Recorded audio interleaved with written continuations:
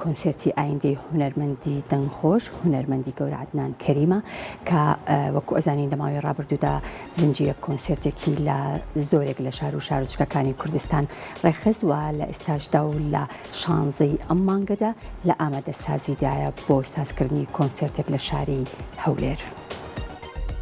بەڕێزان ئازیزان کوردستانیانی خۆشەویست، من هونەرمەند عەدنان کەریم کۆنسرتێک لە شاری دێرینی خۆشەویست شاری هەولێر ئەنجام دەدەم. زۆر دڵخۆش دەبم بە ئامادەبوونتان. ئەم کۆنسرتە لە هۆڵی MI9 ئەنجام دەدرێت کە بۆ یەکەمین جارە لەم هۆڵەدا کۆنسرت پێشکەش بکرێت. زۆر دڵخۆش دەبم بە ئامادەبوونتان. ڕۆژی هەینی 16 مای 2022 کاتژمێر 5 ئێوارە ئینشەڵڵا بە دیدارتان شادەم. سپاس بۆ هەموو لای.